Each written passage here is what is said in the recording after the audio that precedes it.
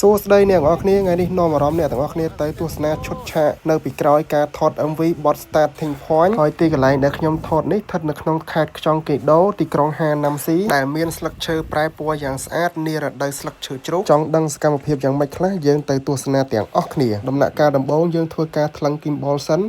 បាទថ្លឹងទេថតគឺវាជាប់ឡុកហើយបាទបងប្អូនចង់ចេះពីរបៀបប្រើប្រាស់អាចទៅសេកមើលតាម YouTube បានសម័យនេះមេរៀនហោះពេញមេឃឲ្យតែយើងចង់រៀនអត់ខ្វះទេខ្លាចតែយើងខ្ជិលទេបាទចំពោះទីតាំងថតគឺនៅអត់ឆ្ងាយទេជិះឡានក្រុងតែ40នាទីទីក៏ដល់ហើយមូលហេតុដែលខ្ញុំស្គាល់កន្លែងហ្នឹងគឺស្គាល់ដោយសារកាកៅ Map ទេឃើញគេដាក់រូបថតស្អាតក៏ទៅតាមកាកៅ Map ទៅដល់ពេលទៅដល់ស្អាតរបស់គេមែនទៅដល់ភ្លាមយើងឃើញមានប្រាសាទមួយហើយនៅជាប់ហ្នឹងគឺមានប្រកាន់ដៃសម្រាប់ឲ្យយើងឡើងទៅអើយថត MV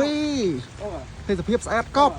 ភ្នំនេះអត់សូវខ្ពស់មែនទេហើយផ្លូវដើរសងខាងគឺគេធ្វើចម្រៀងឲ្យយើងដើរស្រួលមែនទែនហើយពេលវេលាដែលខ្ញុំទៅនេះគឺកំពុងតែពេញស្អាតដោយសារជាអាទិត្យចុងក្រោយផុតពីអាទិត្យហ្នឹងទៅគឺស្លឹកឈើចាប់ផ្ដើមប្រែពណ៌អស់ហើយបាទអញ្ចឹងអត់ដល់ស្លឹកឈើជ្រុះ2សប្តាហ៍ហ្នឹងគឺខ្ញុំឆ្លៀតពេលថត MV បាន2បទហើយមួយបទទៀតអាចនឹងចាញ់ក្នុងខែនឹងដែរដោយសារសៅរ៍អាទិត្យកន្លែងខ្ញុំគឺមានការងារធ្វើទេអញ្ចឹងទំនេរពីការងារក៏ឆ្លៀតពេលធ្វើចម្រៀងដោយសារខ្ញុំស្រឡាញ់ការតែងនិពន្ធហ្នឹងតាំងពីនៅរៀនមកម្លេះទំនេរពីការងារក៏ឆ្លៀតរៀនធ្វើភ្លេងរៀនសរសេរចម្រៀងទោះអត់ទាន់ជោគជ័យប៉ុន្តែយើងទទួលបានបទពិសោធន៍ដាក់ខ្លួនច្រើនដែរដូចជាការធ្វើភ្លេងការនិពន្ធចម្រៀងនិងការផលិតវីដេអូហើយអ្វីគ្រប់យ៉ាងគឺកើតឡើងមកពីចំណុចចាប់ផ្ដើមទាំងអស់មានពាក្យមួយឃ្លាគេនិយាយថាចំណុចចាប់ផ្ដើមជាចំណុចមួយដែលលំបាកបំផុតបើអ្នកឆ្លងកាត់ចំណុចចាប់ផ្ដើមបានន័យថាអ្នកដើរដល់ពាក់កណ្ដាលផ្លូវហើយបាទអញ្ចឹងឲ្យតែយើងតស៊ូមិនបោះបង់គោលដៅមិនយូរមិនឆាប់គឺគង់តែរលាយ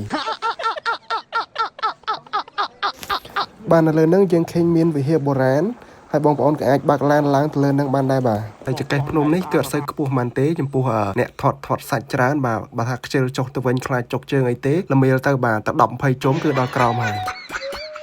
សំឡេងខ្ញុំស្អងបាច់ឆ្ងល់ទេបាទដោយសារខែហ្នឹងនៅកូរ៉េគឺតិច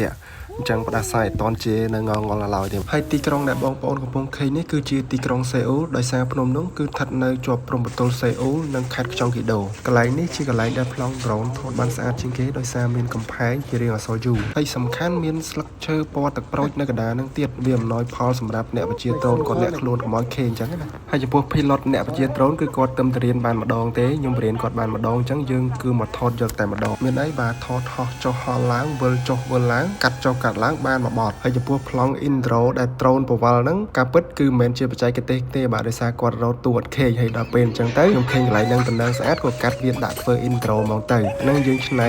បញ្ហាទៅជាដំណោះស្រាយអញ្ចឹងណាក្បាលហើយបាទនិយាយពីស្លឹកឈើវិញបងប្អូនអើយនៅលើហ្នឹងគឺមានច្រើនពណ៌មែនតើនឹងពណ៌ក្រហមពណ៌ទឹកក្រូចពណ៌លឿងហើយនៅលីពណ៌ខៀវតិចទៀតដោយសារវាអត់តន់